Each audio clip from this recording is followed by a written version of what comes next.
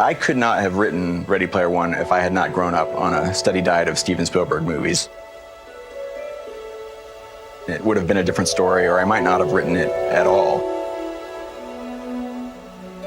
His work is woven into the fabric of my life. Everybody, I think, who dreams of making movies dreams of getting to work with him. It's a dream come true.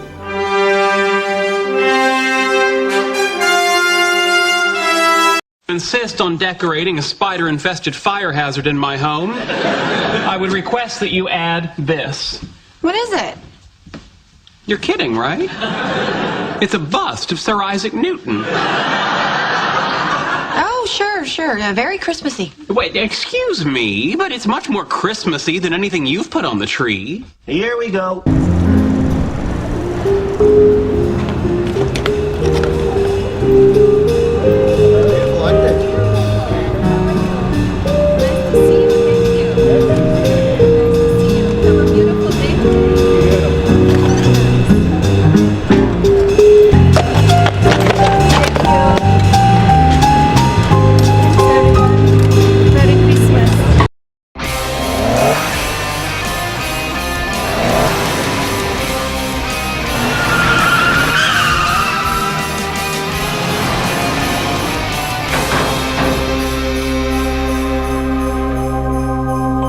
The Mercedes-Benz winter event is back with the perfect vehicle that's just right for you, no matter which list you're on.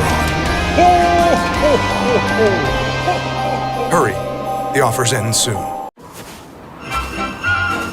Do you need the most trusted battery this holiday? Maybe not. Maybe you could trust the world would be just as happy without them.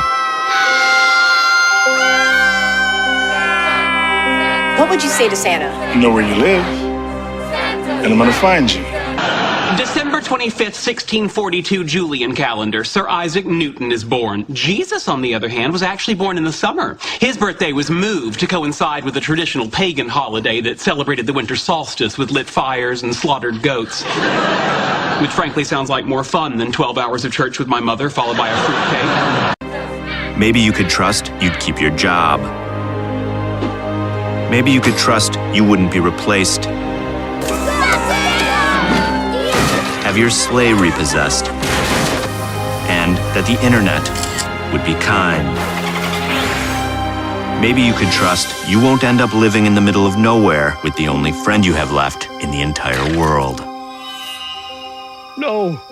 Or you could just trust Duracell. It's beginning to look a lot like Christmas everywhere you go. Hey, Sheldon, are you and Leonard putting up a Christmas tree? No, because we don't celebrate the ancient pagan festival of Saturnalia. Saturnalia? Gather round, kids. It's time for Sheldon's beloved Christmas special. In the pre-Christian era, as the winter solstice approached and the plants died, pagans brought evergreen boughs into their homes as an act of sympathetic magic, intended to guard the life essences of the plants until spring. This custom was later appropriated by Northern Europeans, and eventually it becomes the so-called Christmas tree. And that, Charlie Brown, is what boredom is all about. The US President has described the coronavirus vaccine as a Christmas miracle in his official message from the White House. Donald Trump and First Lady Melania have paid special tribute to health workers and scientists for helping the country pull through the pandemic. We are delivering millions of doses of a safe and effective vaccine that will soon end this terrible pandemic and save millions and millions of lives. We're grateful for all of the scientists, researchers, manufacturing workers, and service members who have worked tirelessly to make this breakthrough possible. It is truly a Christmas miracle. Here, open it. Oh, the gift certificate for motorcycle lessons. Very thoughtful. Yeah, and I checked. Not letting the bike fall on you while standing still is lesson 1. Well, then I think you'll appreciate what I got you. Okay. 101 totally cool science experiments for kids.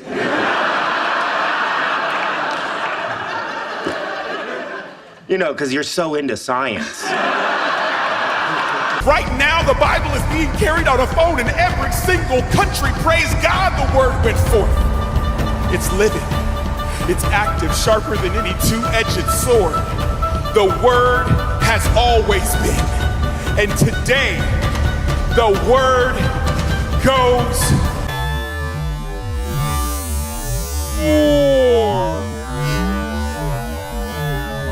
So Steve Jobs went in to sell him some of our little boards that we built for $20. He said, no. People want to come in. They want to buy it pre-built. They want to buy the thing ready to go.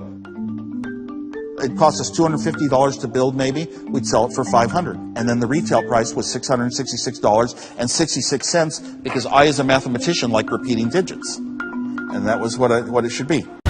the word goes.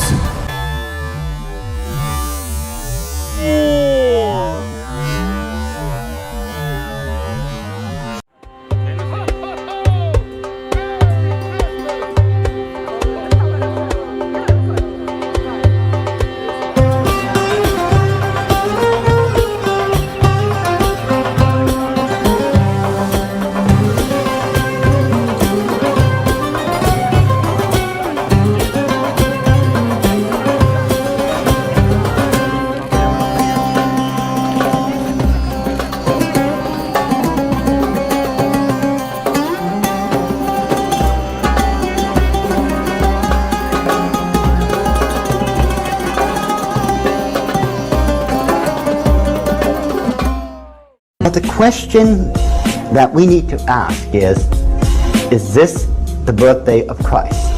Was Christ born on December 25th? And if not, whose birthday is it? Thank you very much. It's a pleasure to be here tonight. Good evening, godless sodomites. Reality television celebrates the human condition, Warps the minds of our children and weakens the resolve of our allies.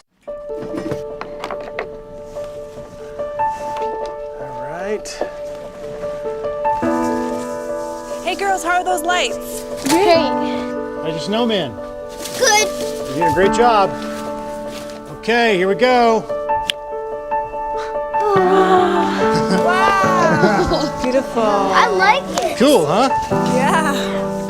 Looks awesome. Good job. Thank you. Okay. Let's go inside. When you get all your lighting and Christmas decorations at low Meyer prices, you can spread the spirit of the season a little further. And the further you spread the spirit, the better the holidays get.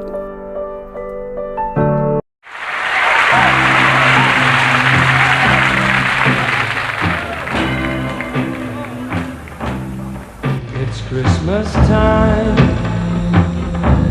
There's no need to be afraid. At Christmas time, we let in light and we banish shade. And in our world of plenty, we can spread a smile of joy. Throw your arms around the world at Christmas time.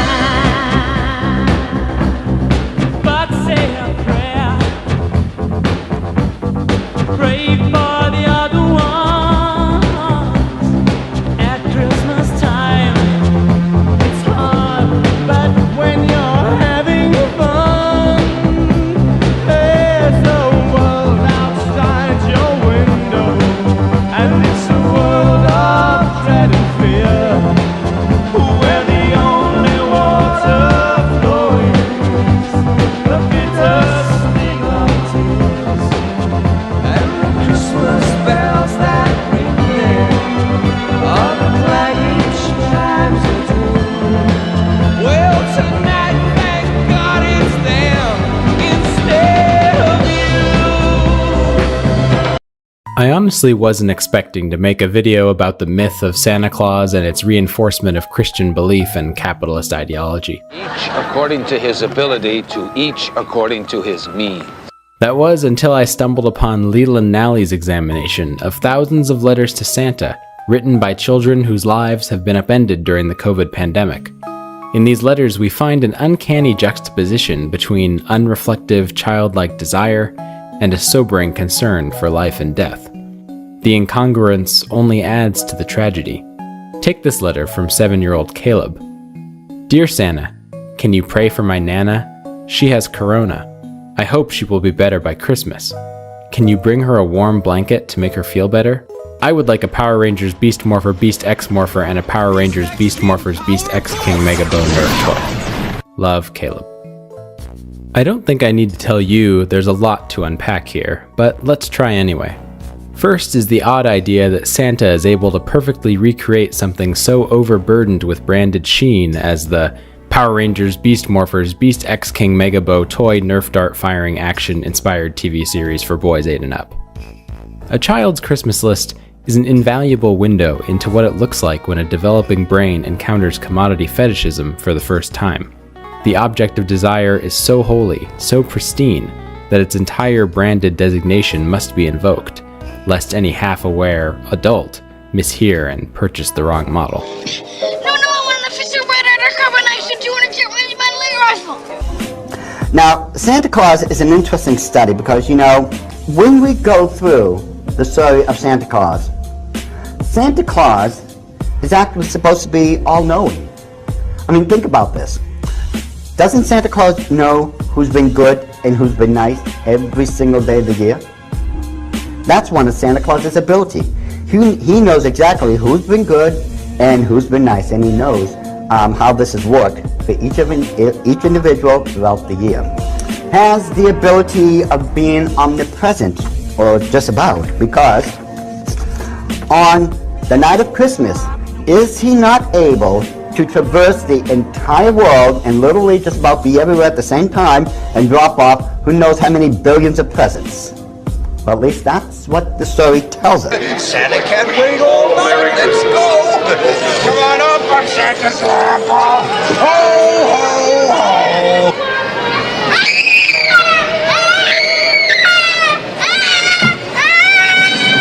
Get moving, kid. Quit dragging your feet. Come up. Ho, ho, ho. Ho, ho, ho. Ho, ho, ho. Uh-oh. Get him out of here. This has been the case at least since the invention of catalogs, but today it acquires its most abstract form. Take, for instance, this child's wish, a string of random letters and integers. Not just a product, but its specific hypertextual code. Here, one is no longer able to imagine Santa's elves painstakingly fashioning exact replicas of Legos or action figures. Rather, Santa is reduced to a glorified Amazon delivery drone. But alongside Caleb's materialistic needs is an immaterial plea, a prayer for his Nana.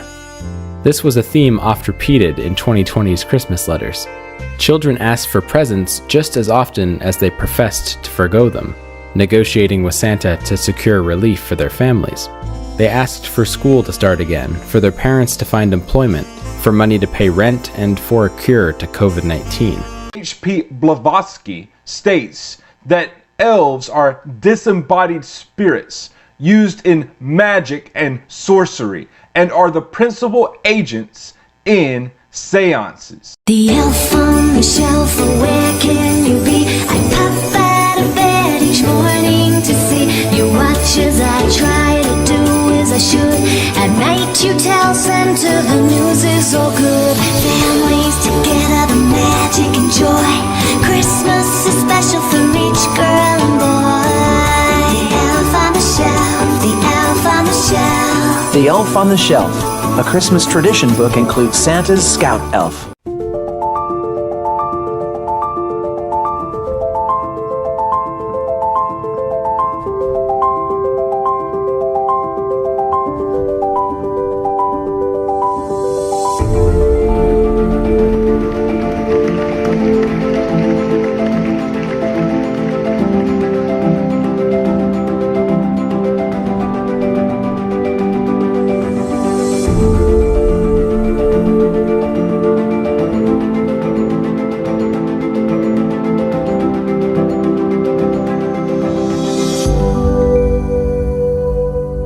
In places like Austria, Hungary, Germany, Italy, and elsewhere, Santa Claus is identified by his original name, which is Sinterklaas. And there are variations of Sinterklaas throughout Europe. Some variations have Sinterklaas riding on a magical flying goat. Other versions have him riding on a magical flying white horse. Either way, he is always accompanied by dark helpers. Usually they are referred to as the Krampus. And the Krampus is a half goat, half man demon that goes with Sinterklaas from house to house. In the 1500s, Sinterklaas became a kind old man who gave gifts and flew on his magical chariot and was accompanied by these dark helpers or blackjacks. He was Christianized as a saint by the name of Nicholas, supposedly based on the saint of Myra in Turkey, who was legendary.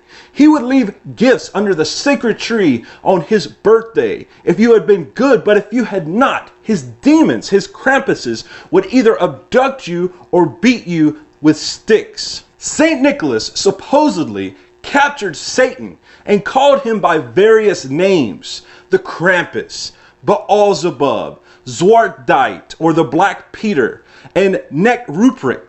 And these were just some of the names. In some of the cultures, Sinterklaas was dropped altogether, and the only remaining figure was the Krampus, which was kept and known as Weihnachtsmann, which means Santa Claus in the Germanic languages.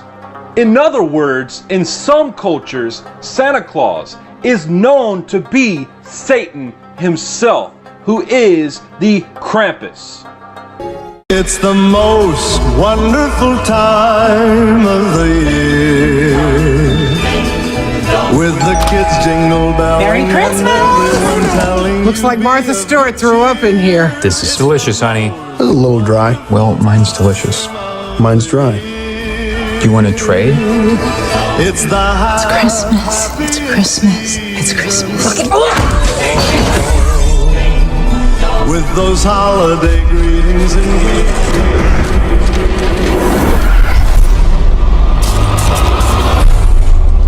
How we were going to survive Christmas with 12 people stuck in a house with no heat and no electricity. Or food. There's plenty of leftovers, Howard.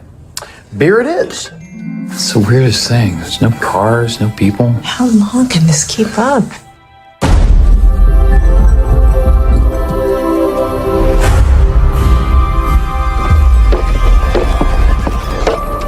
We heard something on the roof.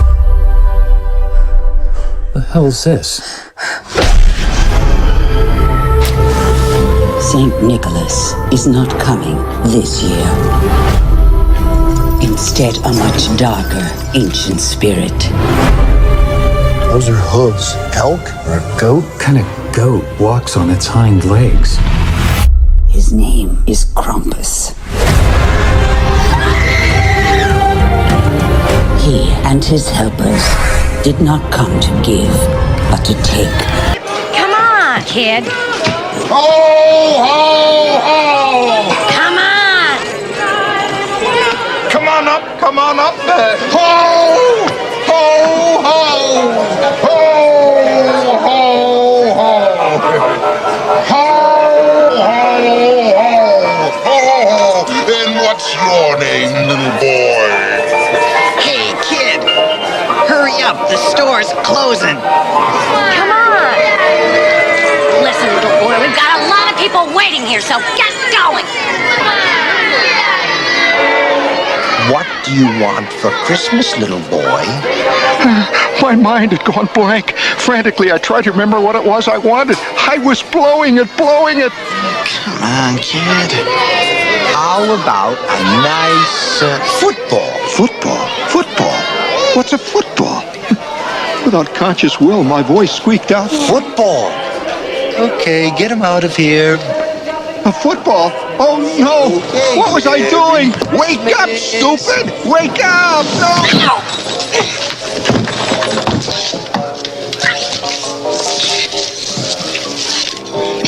No, I want an officer right under carbonation 200 my rifle.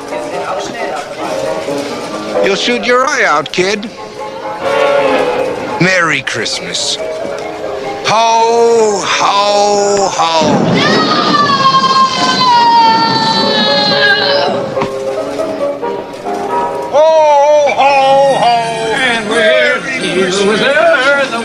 You think Christmas, you think Santa. And if you think Santa, why wouldn't you think of a bunch of guys who dress up as Satan and try to hit you with a chain?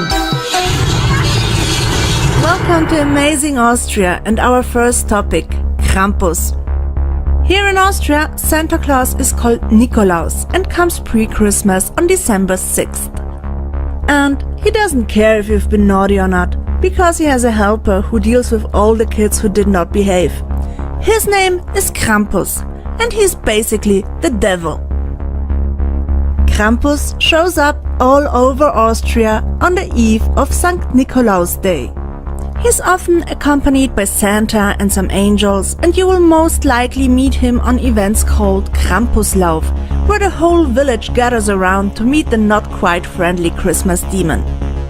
Also, in some areas, he and Nikolaus go from door to door, so there is no point in hiding.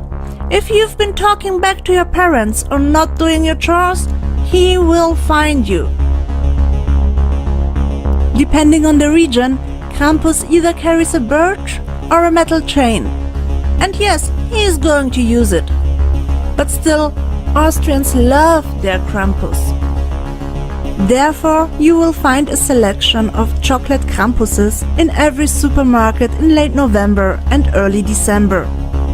No Nikolaussackerl, the gift bag St. Nikolaus hands out, is complete without Krampus. And even if chocolate Nikolaus and chocolate Krampus are manufactured by the same company, there is no doubt that Krampus tastes a tiny bit better. There is also another Austrian tradition that is rooted in pagan customs called Schierperchten. Because why just have one diabolic figure to scare your children if you can have two?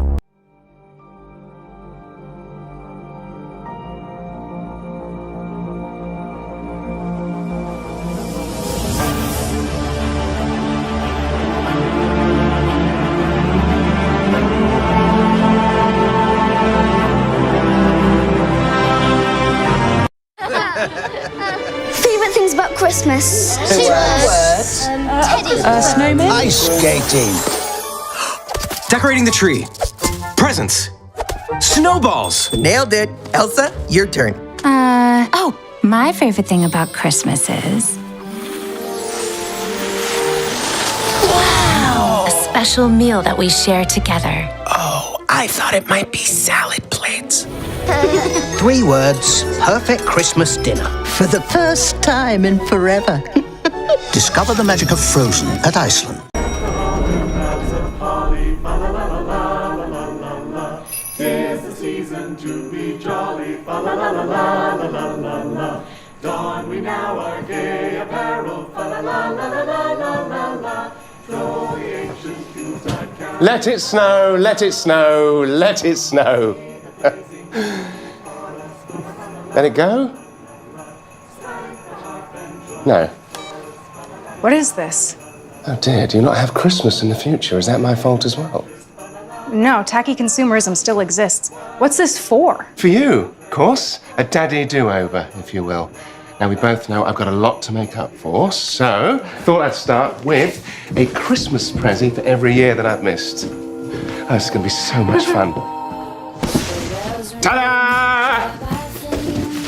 It's for your first Christmas, obviously. Now, I'm told the box is much more fun to play with at that age, so we could make a spaceship or a castle, yeah? Strip club. Why don't we see what else there is? Oh. Oops. Merry Christmas. Yeah, and one for me. I'll go long. Right, ready? Very good. Right, give us your best. Come on.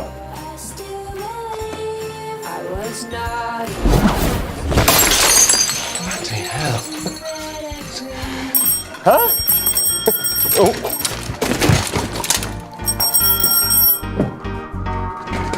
Cool. Now I don't have to ride the big yellow bus to school anymore. Right. Point taken. You are an adult angel person. I suppose something a bit more grown up would be appropriate. Lucifer's true identity as Satan is revealed as the anagram, a transposition of letters to obscure it. Blinds, as esoterics call them, include scrambling the letters of a name to hide the true meaning of a word from the uninitiated. And in case you're not aware, the uninitiated means the ones who are not illuminated, the average general public who has no clue as to what is really going on here. It's interesting that Mrs. Ripplinger also raises a red flag about the anagram Santa. Gods of the New Age include Sanatan, and whatever that says. New Agers say each name is concealed anagrammatically and are aliases and are an anagram used for occult purposes. Is Santa, the great usurper of Christ's attention at Christmas, an anagram? Old Nick is listed among the fallen angels or devils in the dictionary of fallen angels. Scholars concur that Christ was born in the fall of the 4th day of the Feast of Tabernacles. December 25th is actually the feast in honor of the birth of the son of the Babylonian Queen of Heaven, later called Saturna by the heathen Romans, or Saturnalia. Okay, so the Feast of Tabernacles is somewhere usually around, September, October. So you can see, when the true date of Christ's birth was. Nothing to do with December 25th. It's actually a Roman pagan, / Babylonian festivity known as Saturnalia, which is all out debauchery that takes place in that time. It is also worth noting Santa is Spanish for holy. Santa is also from the Latin word sanctus, which means also saintly, holy. Our English words saint, sanctify, come from Santa. Sounds like Satan's "I will be like the Most High" plan is in action. Let them praise thy great and terrible name, for it is holy. That's from Psalm 99, verse 3. God's name is called holy over 40 times in the King James Bible. Holy Claus? The name Santa Claus is also derived from the Dutch Sinterklaas, which was also a form of Saint Nicholas.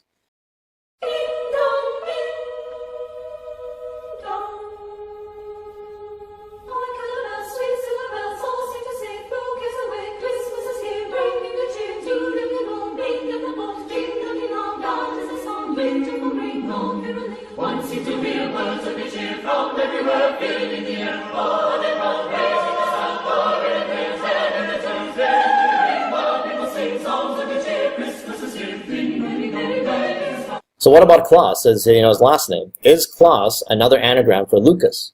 It's no secret Lucas and Lucius are New Age code words for Lucifer. The Alice Bailey founded New Age occult publishing company was originally called Lucifer Publishing Company, but in 1924 the name was cleverly changed to Lucius Trust. By the way, the Lucifer-worshipping Lucius Trust is a major player in the works of the United Nations, formerly located in the United Nations building, but now located on prime time 1200 Wall Street. For any of you out there who don't believe that the United Nations is evil, well, this, is one confirmation that it is. All right? So let me read something Blavatsky wrote. Quote, "It is Satan who is the god of our planet and the only god, and this without any elusive metaphor to its wickedness and depravity."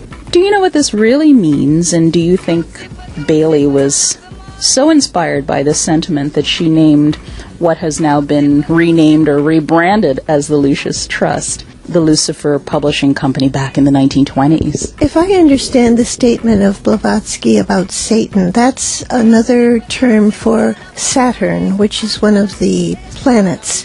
In the study of esoteric astrology, there are, I believe, 7 sacred planets. Saturn is the planet that is connected with the distribution or the working out of karma, the law of karma, which is really just another term for the law of cause and effect. It's utterly benign in its ultimate working out, even though karma can be painful to the individual undergoing the process. And that's why Blavatsky said Satan or Saturn is Well, how did you put it? It is Satan who is the god of our planet and the only god, and this without any elusive metaphor to its wickedness and depravity. Well, if I understand her language, without any elusive metaphor to its wickedness and depravity, she's saying it's not necessarily associated with wickedness and depravity as we normally think of Satan, the devil. Saturn is the planet of karma, which is the great law of equilibrium, the restoration of harmony and balance. That's another way to look at cause and effect. It's the restoration of equilibrium, which can only be good.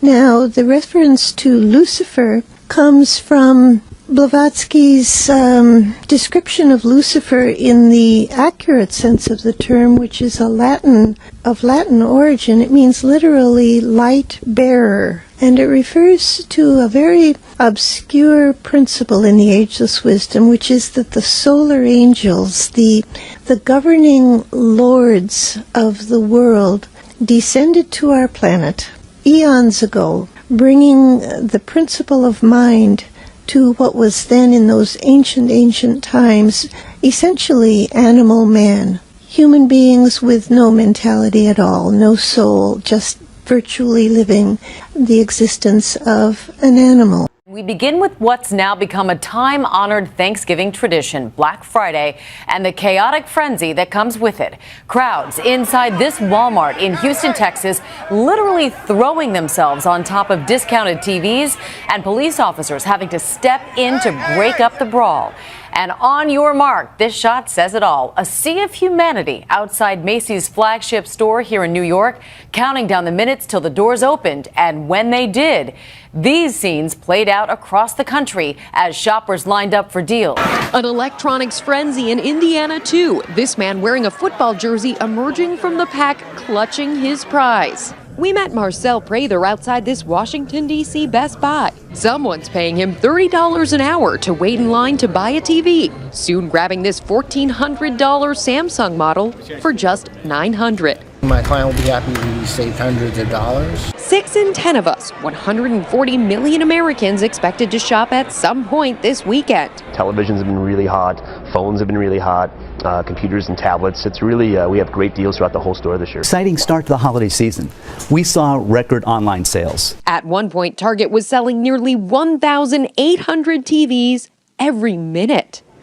And at that same time, they were selling 2,000 video games every minute. In the 1970s, the Second Vatican Council stated that no Roman Catholic bishop by the name of Saint Nicholas ever existed. This is historical because people will often say, well, Saint Nicholas was a real person. But the Second Vatican Council states no such person ever existed. They go on to state that the legends attributed to Saint Nicholas had no Christian origin and probably came from pagan traditions. So therefore, the character known as Saint Nicholas is a myth. He is nothing more than a pagan deity who has been revamped and Christianized, just like Christianity has Christianized Christmas. The Oxford English Dictionary states the devil is called Satan, Lucifer, Beelzebub, and even in popular rustic speech, he is called Old Nick. Flammas eius, Lucifer matutinus inveniat. Ille inquam Lucifer qui nescito casum. Way up north where the air gets cold, there's a tale about Christmas that you've all been told. And a real famous cat all dressed up in red, and he spends the whole year working out in his sled. It's the little Saint Nick. And there won't be snow in Africa this Christmas time. Pope Francis greeted everyone as a sign of respect, even the Swiss guard on duty at the Casa Santa Marta entrance. Staff from Lamborghini, the luxury car brand, awaited him outside the residence.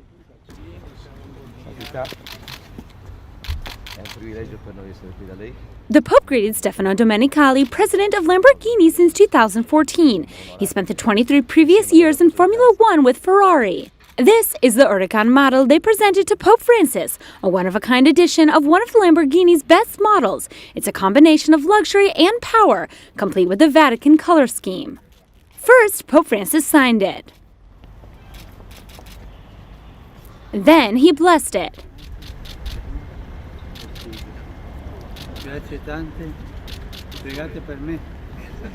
Now he will send it to an auction. The money raised will go to 3 large humanitarian projects. The first one helps Christians who fled the Islamic State to return to their homes in the Nineveh Plains in Iraq. The second aids female victims of human trafficking and prostitution. The third involves 2 social initiatives. One foundation operates on children in Africa whose hands have been wounded or amputated. Another assists with development programs in the Central African Republic. Lucifer, what is your problem? Just that, sir. Okay. I'm a Christian, sir. I'm pure and virtuous and wholesome and innocent. How can you say anything bad about me? Sir, you need to be born again. I am born again. Now, did you just say that you were Lucifer? I am Lucifer. Okay, define Lucifer for me. Pure, virtuous, wholesome, innocent individual that's out to help people. Lucifer is? Yeah. Say that again. Lucifer is a pure, holy... Virtuous. Virtuous. Now, is he the Lucifer that God created? That's the same one. Oh, man, this is great. I'm going to put this on the internet. Oh, Amen. God bless you, Amen. brother. Because that's exactly what the Shriners and Masons teach, is that Lucifer is light. No. And you're, what you're about confirming those hospitals? You know what, sir? Jesus said, many will say to me on that day, Lord, Lord, we did not do these good deeds in your name. And you'll say, away from me, you workers of iniquity. I never knew you. Jesus said it? In Matthew chapter 5. Mercy. No. That's hard to believe. So you're a Christian and you don't know that. Actually. No, I really am. You are. Because I'm pure and virtuous. You're pure and virtuous, okay. Yeah. Mm-hmm. In other words, you're perfect without Jesus, right? No.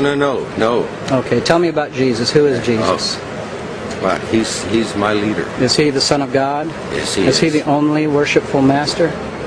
Yes. Have you ever been called worshipful master? No, because I've just been too busy. I've been working. Been working to help people. What like kind of work? Okay. Get out of here. See, this is what a Mason confesses, is that Lucifer is light. President Trump, who attended Fordham, a Jesuit university, came face to face today with the first Jesuit pope. The rest is history. The US president has described the coronavirus vaccine as a Christmas miracle in his official message from the White House. Donald Trump and First Lady Melania have paid special tribute to health workers and scientists for helping the country pull through the pandemic. We are delivering millions of doses of a safe and effective vaccine that will soon end this terrible pandemic and save millions and millions of lives. We're grateful for all of the scientists, researchers, manufacturing workers, and service members who have worked tirelessly to make this breakthrough possible. It is truly a Christmas miracle. I don't know if you heard the question. You've spoken about God saving your life. That I've spoken passionately about it. And something happened because that was a miracle. I never looked that way. The audience was massive and it was in front of me. Imagine a world where everything you know flips upside down for a week. Welcome to Saturnalia, ancient Rome's wildest festival, where chaos reigned king.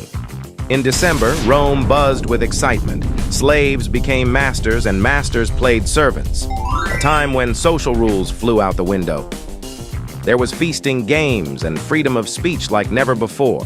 The Romans partied hard, celebrating Saturn, the god of agriculture and time. On Thursday, a piece of Massachusetts history was carefully cut down. Destined for a place where holiday magic happens, Rockefeller Center in New York City. The tree, standing at 74 feet tall and 43 feet wide, weighs over 11 tons. And it's not just a holiday decoration. It's a tribute to the love and memories the Albert family nurtured for decades. My father planted the tree, my father and my uncle. They planted the 2 trees, actually. And as you can see, one of them survived. For the first time in nearly 70 years, a Massachusetts tree has been chosen to stand tall at 30 Rock. The Norway spruce from the Albert family's backyard that the head gardener of Rockefeller Center handpicked himself. Oh, this tree was perfect. It was beautiful. It's a nice, big, tall tree, and it was coming down the road. I knew this was the one. My mother-in-law passed in 2020, and Eric showed up, asked if we'd be willing to donate the tree. And we just feel like this is it. This is her moment. The community's coming together. Everyone knew her. She was such a giving person, and she would be so happy to share this with the world, and we're sure she's here. For the holiday season, don't worry. The story doesn't end there. The wood will be milled into lumber, helping to build homes for those in need. A Christmas gift that'll keep on giving, starting in the heart of Manhattan, but rooted forever in this family's home in West Stockbridge, Massachusetts. Every Christmas, something magical happens. Dear Santa. When a kid sends a letter to Santa. But Liam... To Santa. ...is a crappy speller. This looks like fun.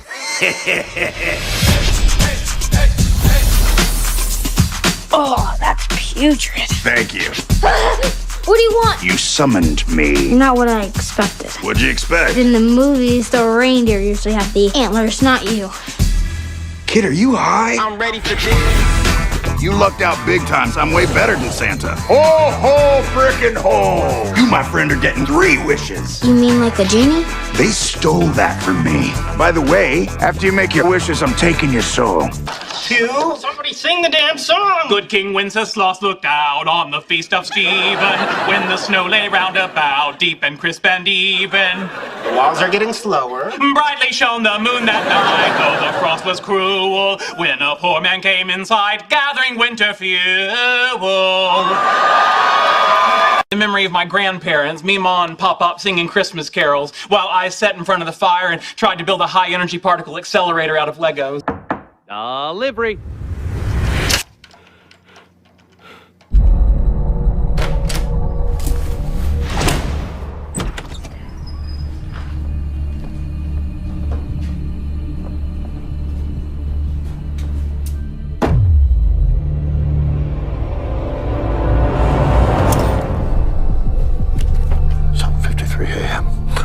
Mysterious glowing. Object arrives on front doorstep. Messenger not sighted.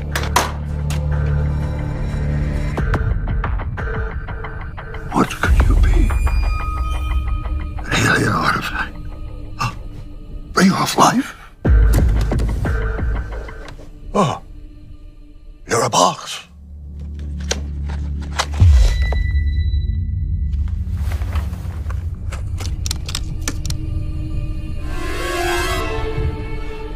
Very handsome.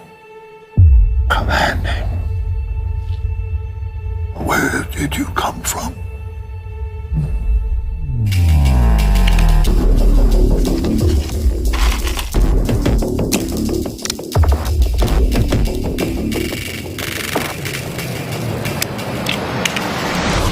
Now, if my measurements are correct,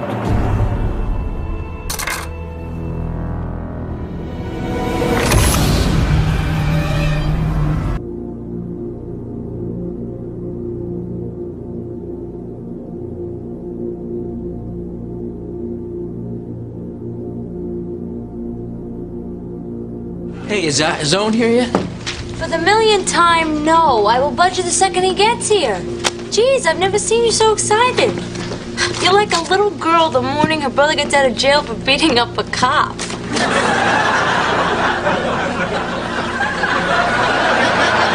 Or Christmas morning.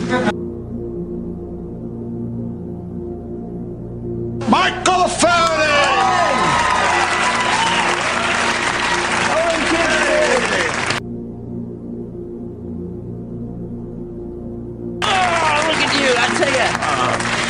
This is like stepping back in time. The past is prologue, Michael. Men like us have to keep looking to the future. You know, I've been going over this Millennium Project proposal. There's some great stuff in here. I do think you should tone down the Armageddon end of days rhetoric. No need to worry, Michael. I have some good news. I'm the Messiah. That's a good joke. That's great. You start with that, you keep them light. No, Michael, I'm serious. The chosen one, the King of Kings, the Alpha and the Omega.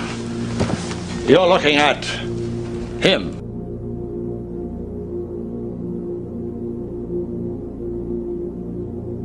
Look, Owen, if this is some kind of joke, let me just say, good one.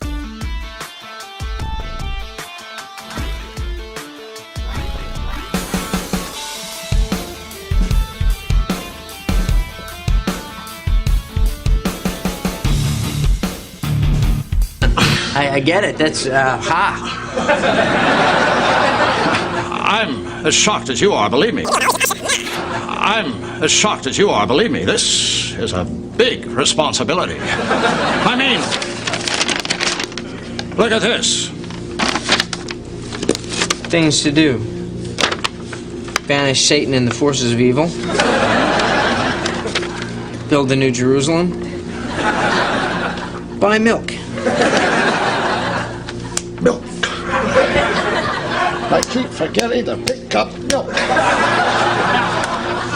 Owen, you can't be serious. Look, Michael, I know I'm supposed to be able to do this all by myself, being the Son of God and all.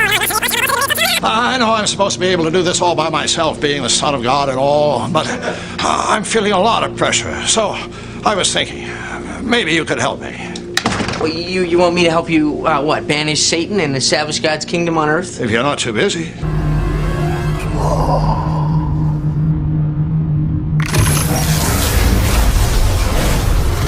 Great Scott! We end tonight with President Trump's family history. The president's grandfather on his father's side was from Germany. The president's mother was from Scotland. Before Mr. Trump headed to his summit this week with Vladimir Putin, he spent time with CBS Evening News anchor Jeff Glor at his golf club in his mother's homeland. Your mother got on a ship in 1930, the Transylvania, from Glasgow. Very young, and she met my father. She was 18, maybe 19, and she met my father, and they were married very happily for many decades.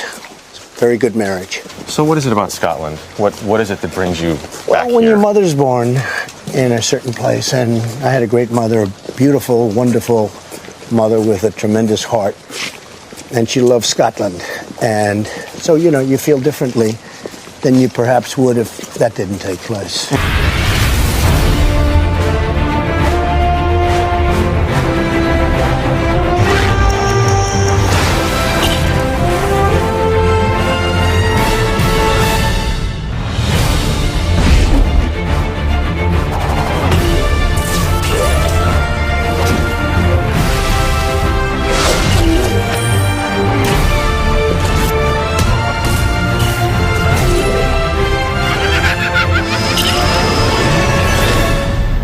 This could destroy the space-time continuum. I don't belong here.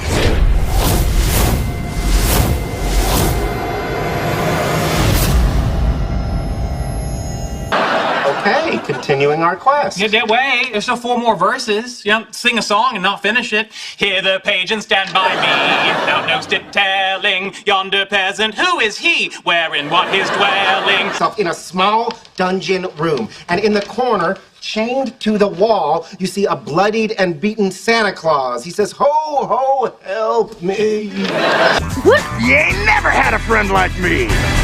Okay, that I may have stolen from Aladdin. Now we're even.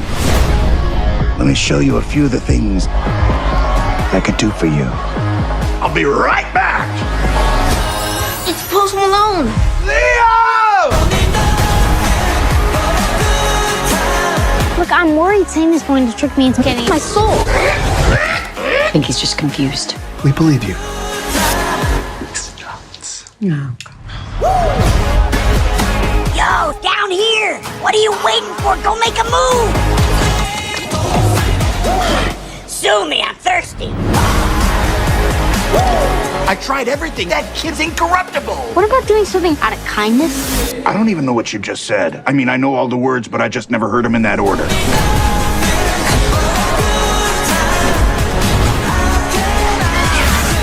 You know this man? I'm his uncle. Beat it. Who do you think you are talking to me like that? Oh. That doesn't sound right. Pardon me, kombucha. Watch this. Lock. No! Please! Never trust a thought. You just gambled and lost. Nice to meet you. The pleasure was mine. Yes, we found Santa. Christmas is saved. Don't ever tell my mother I said that. I take out my skeleton key and run to Santa to unchain him. But first I cast a spell of paralysis on Stuart and Howard. What are you doing? Yeah, you can't talk, you're paralyzed. I get right up in Santa's big fat face and say, well, well, well. Jolly old Saint Nick, we meet again. Yeah, I believe the last time we spoke was in the Baybrook Mall in Galveston, Texas, when I was 5 years old. Isn't that right? Okay. Now you're here asking me for something to save you. Well, sorry, Mr. Kringle, but today's not your day. I'm leaving you here to rot. Now, I hope the ogres feast on your bones. I take the skeleton key and I toss it into the chasm, and on the way out I give Santa a swift kick in his bowl full of jelly. Felix the cat was the very first character balloon in the parade in 1927. So for our 90th parade, we decided to bring him back in exactly the same way. He is the same scale, the same design, the same overall size as the balloon that was created in 1927.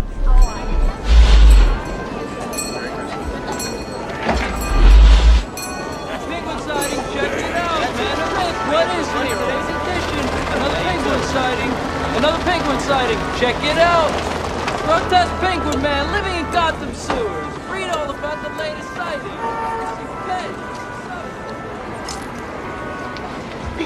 Can I have your attention, Gotham City? It is time for tonight's lighting of the tree. How about that?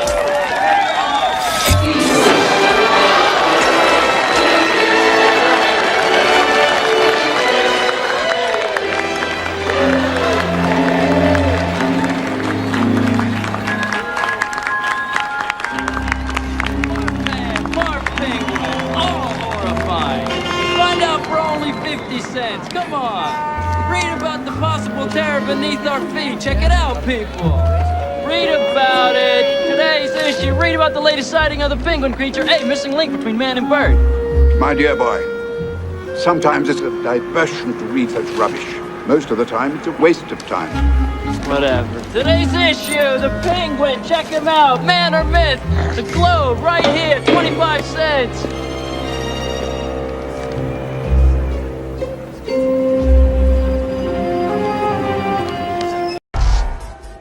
In a world that is bland, colorless and cold, where banality grows like a fungus or a mold, there live the boring sheeple who look just like each other. A darker force rides into town, unleashing demon brothers. Here come the little deviants, they come from underground. They're rising from the depths to take those sheeple down.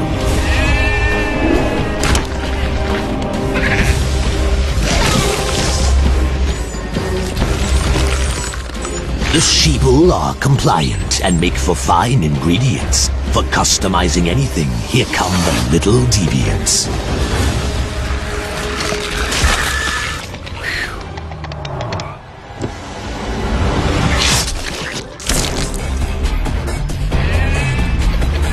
These are the little deviants. Close your eyes. Oh, I hope it's a train. Oh, it's better than a train. 2 trains? Better. I'm getting 3 trains. Okay, open them. This is for leaving me in the dungeon to be eaten alive by ogres. Wait, hang on. In my defense. Ho, ho, ho, you big dork. We're going to move now to politics, and President Trump, who celebrated his first Christmas as president with his family at his Mar-a-Lago estate, going to church, enjoying Christmas dinner. The president also tweeting, quote, "I hope everyone is having a great Christmas. Then tomorrow it's back to work in order to make America great again," which is happening faster than anyone anticipated. ABC's Kenneth Moten has the very latest from warm West Palm Beach, Florida. Good morning to you, Kenneth. Good morning, Paula. President Trump is preparing to ring in the new year with an ambitious agenda. But first, he spent the past few days tweeting, golfing, and attacking the #2 man in the FBI. This morning, President Trump ready to get back to work after a Christmas celebration on his luxurious Mar-a-Lago resort. The president attending Mass, surrounded by family. The First Lady even posting this festive selfie. Melania and I are delighted to wish America and the entire world a very Merry Christmas. It's the minds of our children and weakens the resolve of our allies.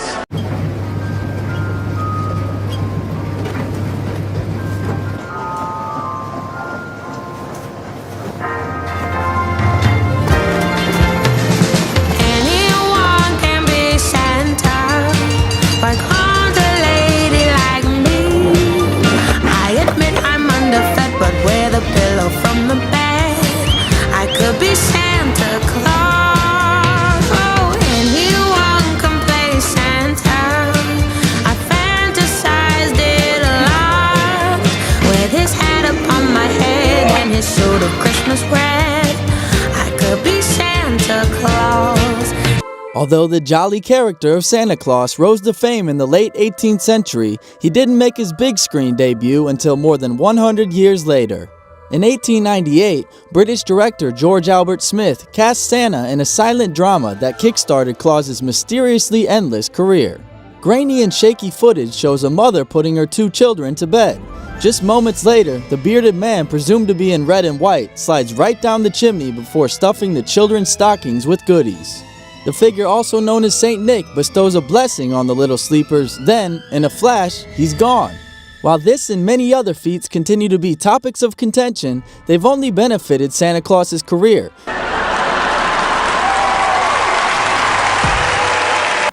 Oh, cartons of camels are sure to please. Besides, they look so handsome under Christmas trees. So easy to give, so good to get. Give camels the nation's favorite cigarette. Ho, ho, ho. It's gift-packed, ready to give, with a space for your greeting. Hey, Sheldon, are you and Leonard putting up a Christmas tree? No, because we don't celebrate the ancient pagan festival of Saturnalia. Saturnalia? Gather round, kids. It's time for Sheldon's beloved Christmas special. In that category. By giving you a golden idol to worship. Kneel before your God, Babylon! And with his ho, ho, ho, I'll be going down the chimneys with his sack. And although my curls may be showing, I'll make sure they only see me from the back.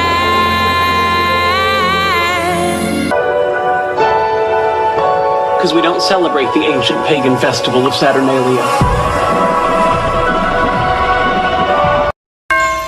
Holiday greetings from Budweiser.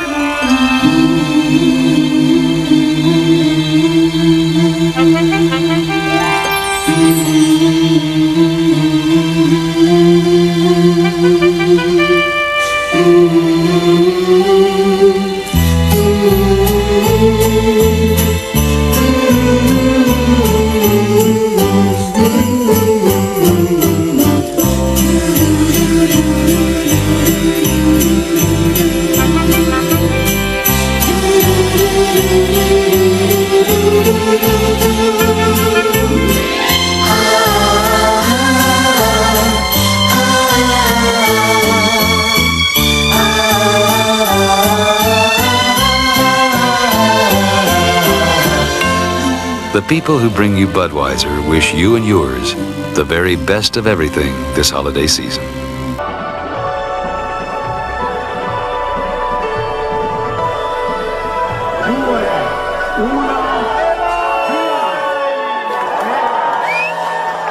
It was a Christmas filled with firsts as the royal family, led by King Charles, arrived at Sandringham this morning for church service. The Prince and Princess of Wales walking in with their 3 children, including Prince Louis, an experience he's never had until now. This is the first Christmas for the family and the kingdom without Queen Elizabeth. Absent today, Prince Harry and Meghan Markle, the couple sparking controversy with their recent Netflix documentary. Doesn't it make more sense to hear our story from us? But tonight, all eyes were on King Charles and his first Christmas address to the nation. I cannot thank you enough for the love and sympathy you have shown our whole family. A speech recorded at St. George's Chapel at Windsor Castle, close to where his mother, the late Queen, was laid to rest. Christmas is a particularly poignant time for all of us who have lost loved ones. King Charles acknowledging those struggling across the world. Be it for those around the world facing conflict, famine, or natural disaster, or for those at home finding ways to pay their bills and keep their families fed and warm. But the king offering optimism for better days ahead. We can find hope for the future. Let us therefore celebrate it together and cherish it always. Megan Fitzgerald, NBC News, London.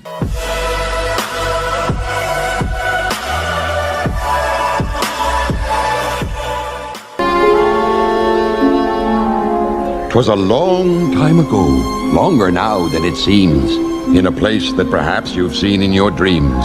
For the story that you are about to be told took place in the holiday worlds of old. Now, you probably wondered where holidays come from. If you haven't, I'd say it's time you begun.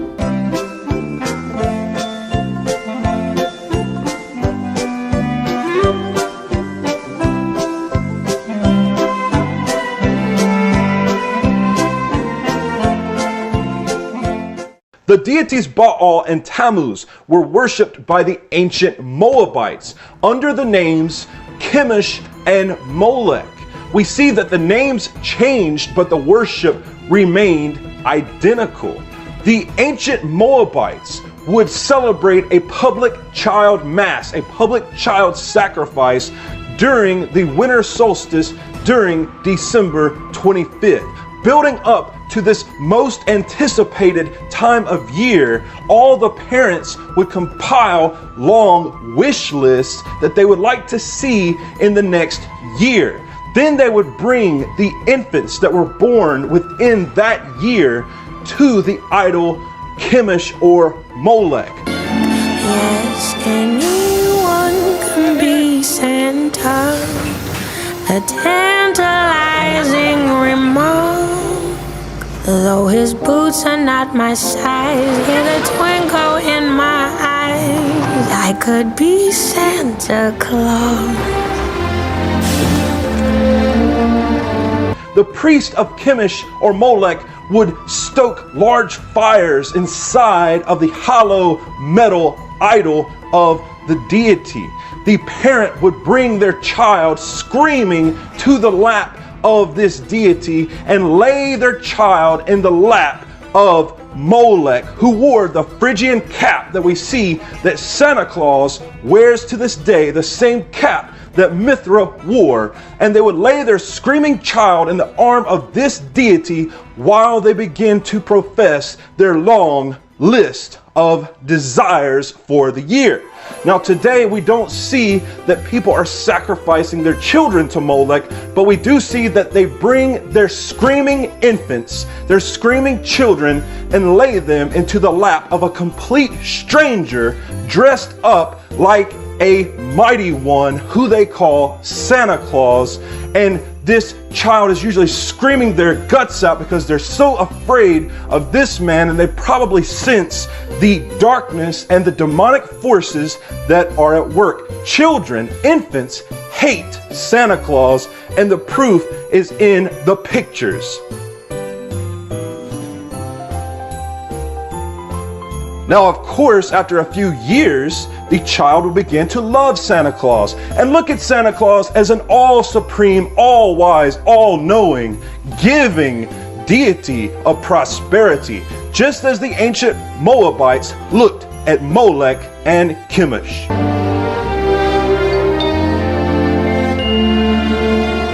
With his reindeer and his sleigh. I'd be up and away. I could be Santa. I could be Santa. I could be Santa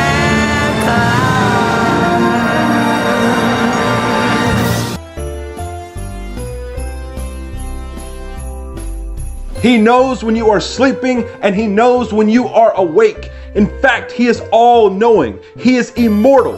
He has no beginning and no end. He compiles a list of names on a scroll for the good and the bad children. He rewards the good children with gifts, and he punishes the bad children with lumps of coal reminiscent of the flames of Molech. He answers their prayers and their petitions. He flies on a magical chariot, just like Mithra, Sol Invictus, and Odin before him. In fact, he is a deity of prosperity, worshipped by the people of the world. And it's amazing that Christian parents teach their children that gifts come from this magical, all-knowing being, making him a deity. And they will lie to their children and tell them that he exists. And while they're young, they will believe it with all of their heart until finally they are crushed under the realization that their parents had tricked them. From your Cape Coral News team, this man has some parents very upset. He planted himself with a sign right in the middle of the Cape Coral Festival of Lights, then screamed, "Santa isn't real." NBC2's Joanna Boris talked to parents about the video, which is gaining a lot of attention. The presents are out, the giant tree is lit. The holidays are a time of year for people to come together and be lighthearted. But one man wasn't feeling very festive and made it his mission to ruin everyone else's spirit. Attention, everyone! Santa has an announcement to make. For the good of Christmas, for the good of my family, I, Santa Claus, have decided to retire.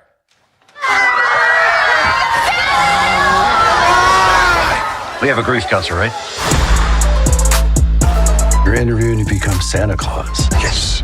Can't wait to rub this in Brady's face. All I do is Give us your best ho, ho, ho. Oh, okay. Here we go. Ho, ho, homaha! Homaha!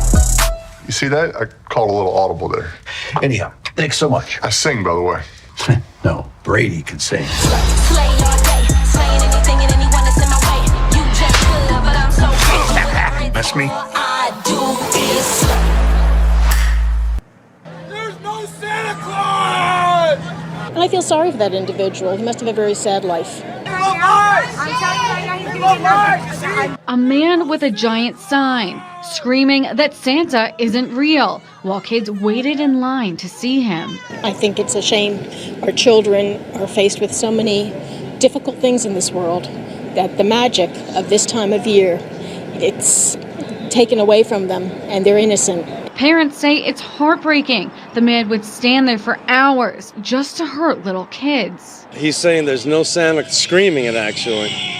One mom tells me some kids were in tears. Luckily, her child was too young and distracted by the fun. There's no sense of decency with those kind of individuals. Cape Coral police tell me they were at the event but couldn't do anything because this display is considered freedom of speech. I mean, it's for the kids, and you kind of should leave that those adult opinions out of this kind of an atmosphere. The only way CCPD says it could intervene is if he was using a voice enhancer like a megaphone or creating a riot, which they say he wasn't. I think, unfortunately, you're going to have people who just want to spoil it for everyone. Some people tell me they feel sorry for the Grinch, but aren't going to let him ruin their festive holiday spirit.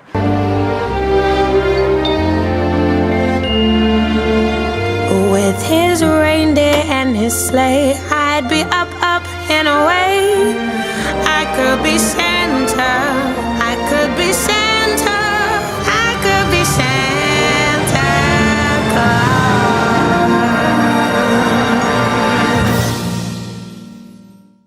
Just want to say, well, Christmas. Happy Thanksgiving. I hope you saw all our military families. It was so nice of them to join us today, all the children.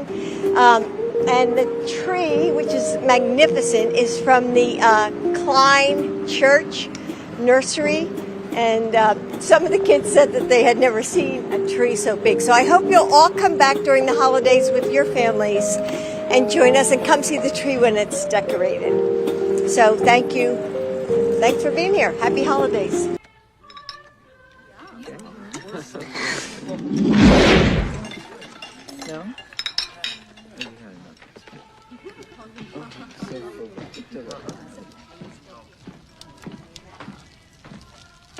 Louis? My tree. So what's the matter with you? Look what you've done to my tree! Louis?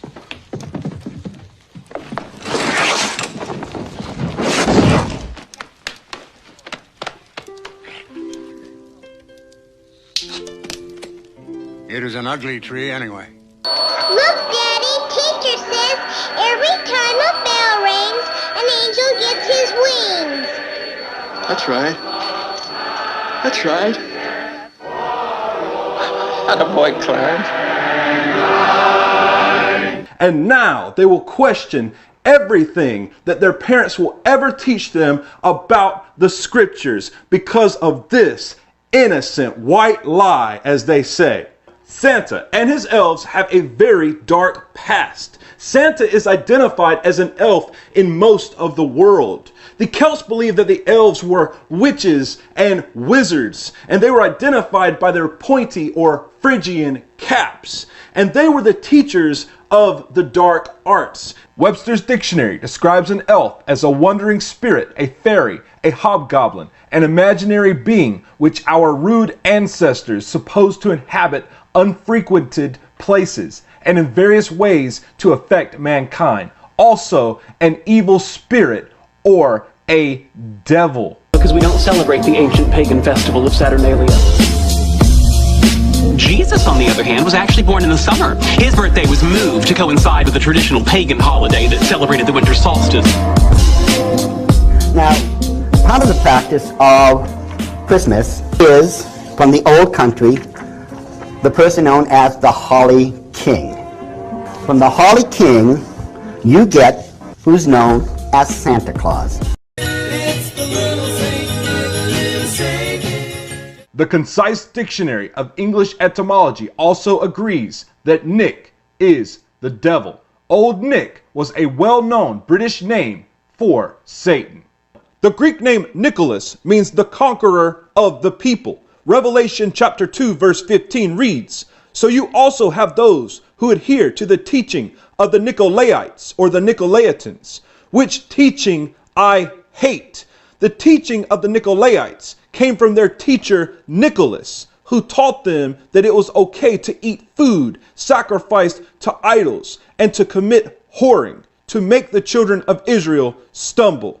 This is most likely the origin of the saint called Nicholas of the Roman Catholic Church. In the 1600s, a series of plays were developed starring a character known as Robin Goodfellow, who was a half-man, half-goat demon. In The History of a Hobgoblin, author Alan W. Wright reveals that Robin itself was a medieval name for the devil, and that Robin's trademark laugh was ho, ho, ho. During the 1600s, this goat-headed devil had already revealed the trademark laugh that Santa Claus would later take on. Merry Christmas to all, and to all a good night. Ho, ho, ho.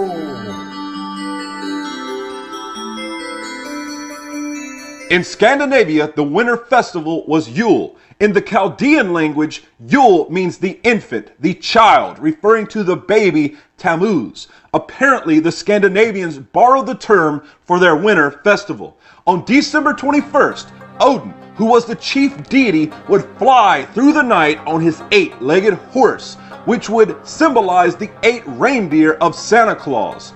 Odin was represented as an ancient man with a long white beard.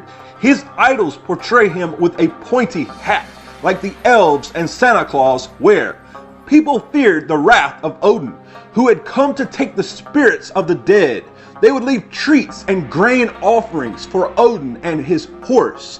Spirits would roam freely during this time of the year, and the worshippers would try to communicate with these spirits.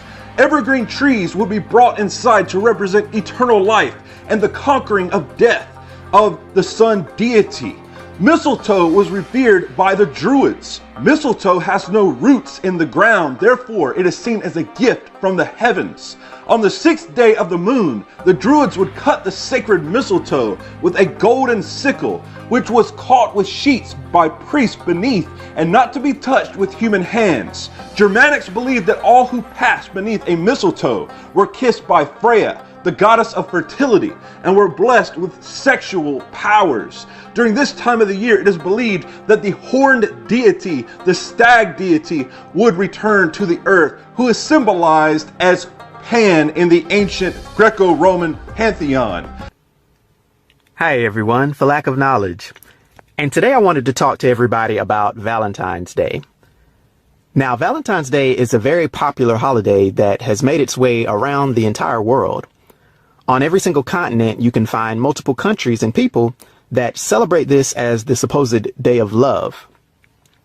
But upon deeper inspection of the Valentine's Day holiday, you find some very interesting things. Now, in looking into some of this stuff, I know you may get to the point like me that you're like, man, is it everything? Does Satan have to have his hand in every single thing that we do? But thinking about it a little deeper, it's really natural and understandable. We gave a degree of our dominion of this earth over to the serpent when we obeyed him instead of God. We can't forget that God gave us dominion over the earth. He brought all the animals before Adam, and Adam named all of them, and we were the caretakers of the garden, and all of God's creation he put under mankind. But we were duped into giving a degree of this authority to the enemy when we obeyed him instead of our creator. This is also represented later in scripture in other places. One in particular is when Satan took Jesus up into a high place when he tempted him. And he said that if you would just bow down and worship me, I'll give you dominion over all the kingdoms of the earth. It's noteworthy that Jesus did not call him a liar, because Jesus fully understood that he had sway over all the kingdoms of the earth. So it's understandable that Satan is the lowercase g god of this earth. And so looking at it from these spiritual eyes and from that perspective, we see why so many things in our world stem back to giving some type of honor to the enemy. Witches, warlocks, congratulations! You have been matched. Tonight you and your paramour shall go to the woods and reenact the courting. Now what that means is that each couple shall go into the woods and disrobe and anoint themselves and lie under this blessed Lupercalian moon, absorbing the potency of the goddess Selene herself. Abstinence is encouraged in anticipation of the powerful release that concludes Lupercalia. However, should couples be moved to unite, well, I'm sure the Dark Lord would not oppose. The milk and blood are for the purification. The oysters and figs are for fertility and virility. The cherries are for popping. A word or two of caution. Each couple must stay together the entire night, and above all, do not stray from the path. All manner of lust-filled creatures stalk the woods during the Lupercalia. Now, with the Dark Lord's blessing, let the courting begin.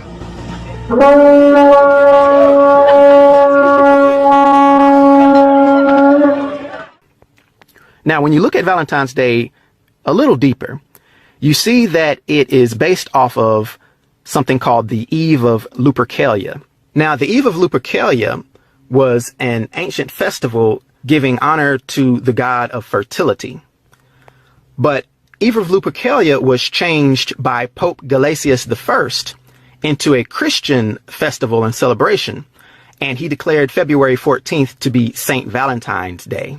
Now, going back to Lupercus, he was the Roman god of fertility, and the festival that they had in the day for him was a festival in celebration of the anniversary of the founding of his temple, which was on February the 15th. This is worth noting because Lupercus is also known as Faunus, and this is the Roman equivalent of the Greek god Pan. Now, this is a little more familiar, and many of you may have heard of Pan before, but Pan is the Greek god of erotic sexuality, and he is a master of music to a degree because he used his little flute to seduce other spirits and women and things of that nature.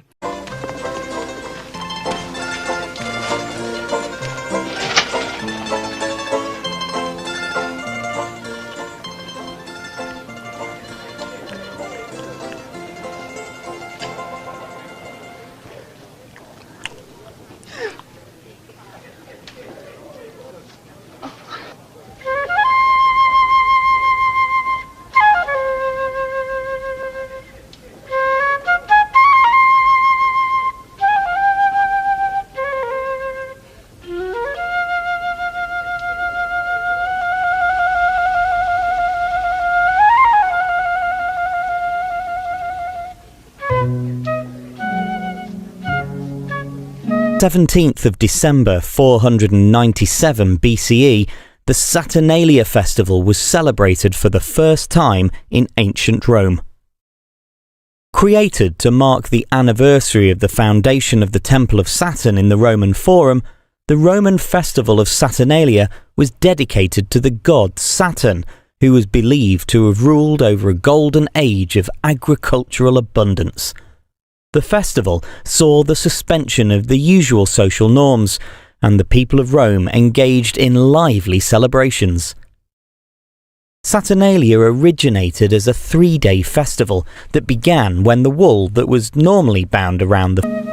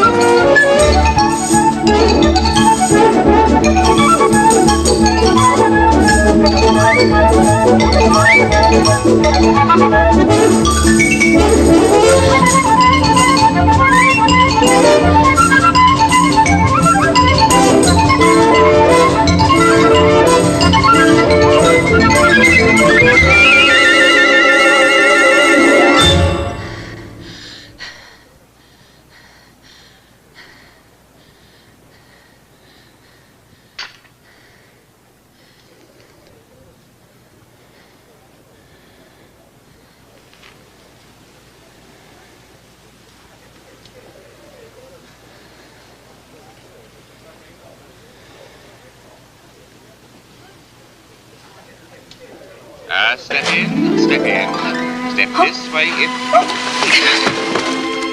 the most charming figure in the old Greek polytheistic mythology is Pan, the god of joy, combining the forms of man and goat.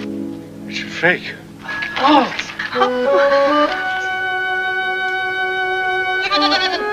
It's gotta be.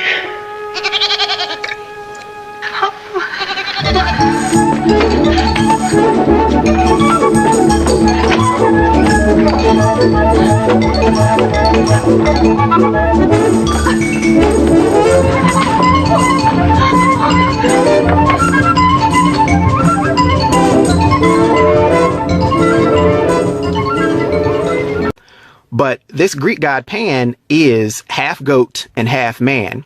He is the old school archetype for what the Baphomet is based off of now. And we know the Baphomet is just the modern day image of Satan. In Scandinavia today, the Santa is still a goblin, and this is seen as the dark time of the year. To celebrate Yule, one must deck the halls with boughs of holly and bring evergreens into the home. And they had to bring a large log into the home that they would burn for 12 days. This is where the 12 days of Christmas comes from. It had to be kindled with a piece of the log that came from the year before. And this was to keep the ancestral spirits happy, who were believed to live within the fire. Therefore, the fire was kept burning with offerings of food and sacrifice. Originally, the sacrifice was made of humans and animals. The World Book Encyclopedia states the belief that Santa comes down through the chimney developed from an old Norse legend. The Norse believed that the goddess Hertha appeared in the fireplace and brought good luck to the home. It continues that Druids worshipped a deity named Hertha. Druid homeowners would leave a treat consisting of milk and pastries to appease this deity that came down into their chimney, into their fireplace. Dad insisted on playing the role, but now the kids are scarred 'cause he's stuck in the chimney hole. The best part of waking up is Folgers in your cup.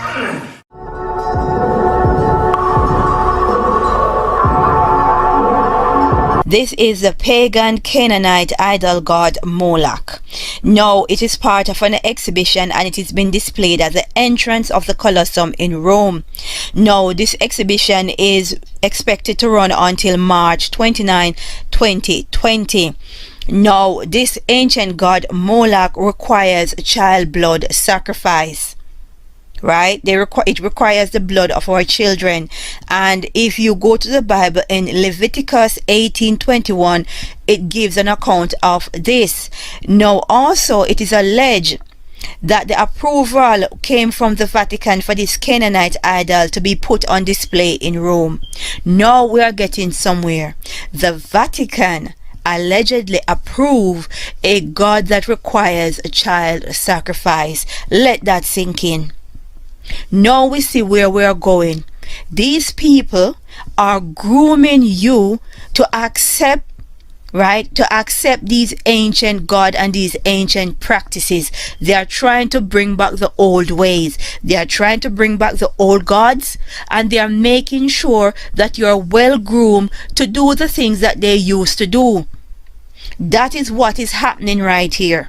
So pedophilia was rampant, so they are making certain that you are well groomed into accepting the fact that you can hand over your child to a pervert to have relation with, because they're working on it. Now they are working on the fact that you should hand over your children willingly, right, for child blood sacrifice. How cruel can you get?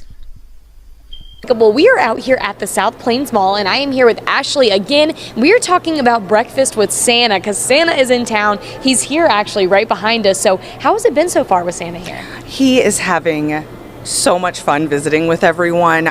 We had families out all weekend long, and what a great time, because they were able to come with their whole family, right? Exactly. Everyone gets to experience that magic. Yes. And I mean, it doesn't get much better than that. Right? That is what the season's about. And it's not just for the kids, you know, you want everyone to come and take their picture with Santa. And the nice thing about it is what you guys say when you do come and see Santa, so you don't have to buy the photos, you can just come and enjoy the experience. Absolutely. Santa wants to see everyone, whether you are here to share your wish list and have that experience and get a photo package, or you just want to come in and share your wishes. Santa wants to see everyone. Yes. The Planned Parenthood organization in Indiana has triggered a firestorm with an unusual holiday time promotion. Planned Parenthood clinics in Indiana have started selling gift certificates in $25 increments, good for any of their services, including abortion. A gift certificate for an abortion? The organization says the certificates are for access to health care. But Gigi Stone reports abortion rights opponents are outraged. It is an unusual stocking stuffer. How cruel can you get? And this Moloch statue is affiliated allegedly with the Vatican. And that is not a good affiliation you want as a religious organization of that magnitude. It says a lot about them and what they stand for. If you're going to have an exhibition about Rome's history and about ancient civilization, you could have put a small statue in a museum for people to visit. Why put a life-size statue at the entrance of the Colosseum where thousands of Christians lost their life? Why would you do that? Now you see what these people stand for. They know that they're opening the portal and these ancient gods are coming out. So they are grooming you to accept them and to fall in line. They are grooming you to do these abominations. Things that will sin against the Most High, they are grooming you to do. But if you are not awake to the devil's devices, you will get caught out there. This is the ultimate goal of the mystery schools. So what you're seeing here is a masquerade as Christianity. And that obelisk represents the phallic with the circumcision of ancient Egypt. The false circumcision, the synagogue of Satan. Technically those who say they are Christians but do lie. Because this is all part of the ancient mystery schools of Babylon. It goes back to Babylon and Egypt. What does the Bible tell us about those?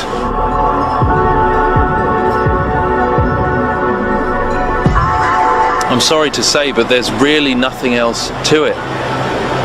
This whole place is a giant keyhole. Freemasonry, Illuminati, Enlightenment, all of that.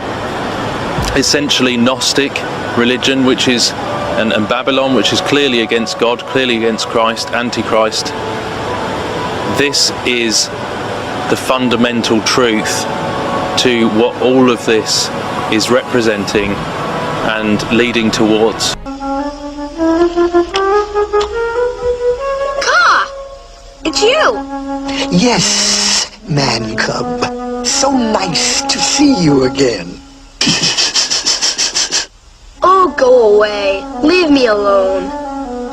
Let me look at you. You don't want me to look at you? Then you look at me.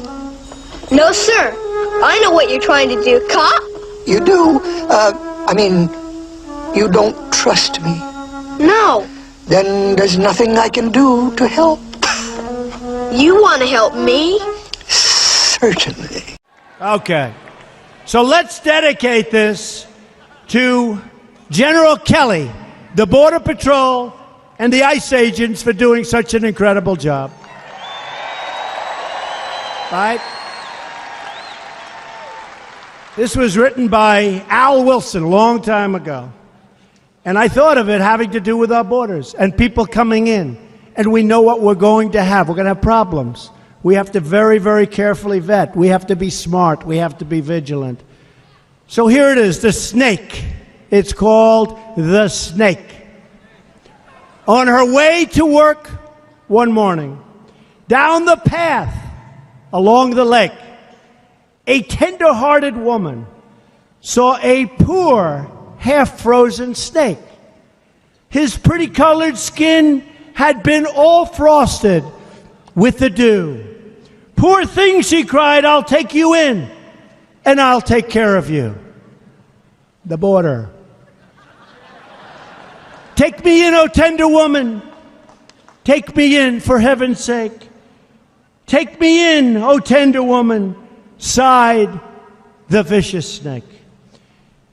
She wrapped him up all cozy in a comforter of silk, and laid him by her fireside with some honey and some milk. She hurried home from work that night, and as soon as she arrived, she found that pretty snake she'd taken in had been revived.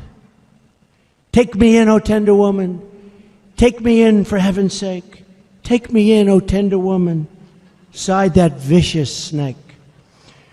She clutched him to her bosom. You're so beautiful, she cried. But if I hadn't brought you in by now, oh heavens, you would have died. She stroked his pretty skin again and kissed him and held him tight. But instead of saying thank you, that snake gave her a vicious bite. Take me in, O tender woman. Take me in, for heaven's sake.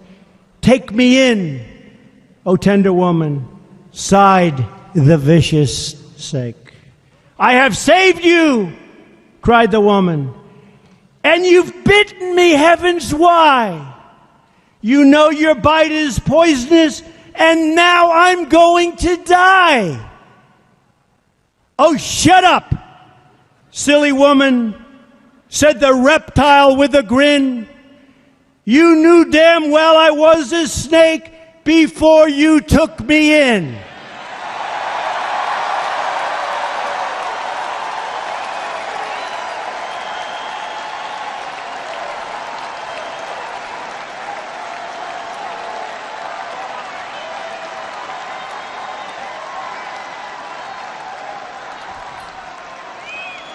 Does that explain it, folks? Does that explain it? Trust in me.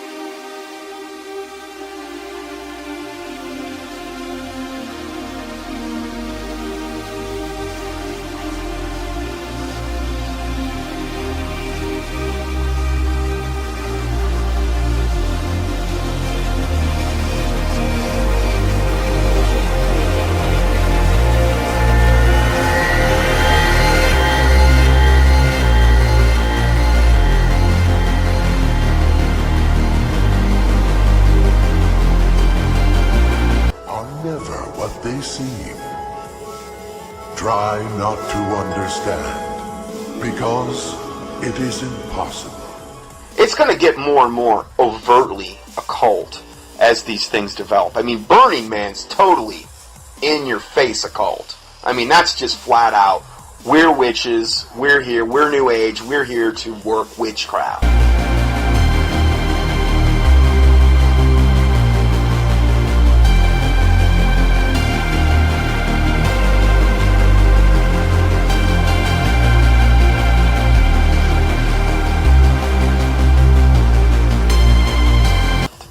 We're gathering together because there's more power. You know, this has been almost like programming that's been put into humanity's mind for a long time. Now it's more of a manifestation of this. This is just so far off the scale where this world is heading.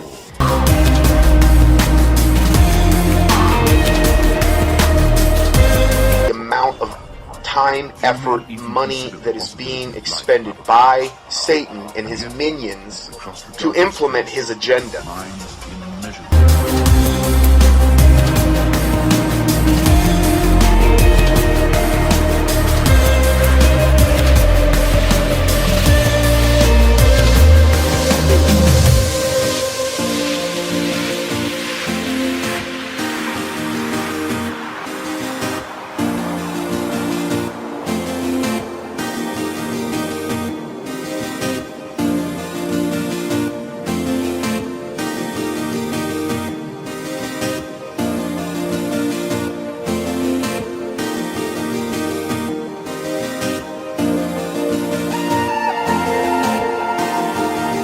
A future that Ernest Cline, the writer of the book, envisioned. I was very careful with Ernie collaborating with me every step of the way to be able to find the movie narrative inside this dense forest of Ernie's profound imagination. The Oasis being the ultimate toy box with all the toys in the world, and then playing that with one of the greatest filmmakers of all time. It results in just amazing action and such a fun adventure. Ernest Cline is such a visionary, and I think has seen the future before any of us possibly could even imagine it.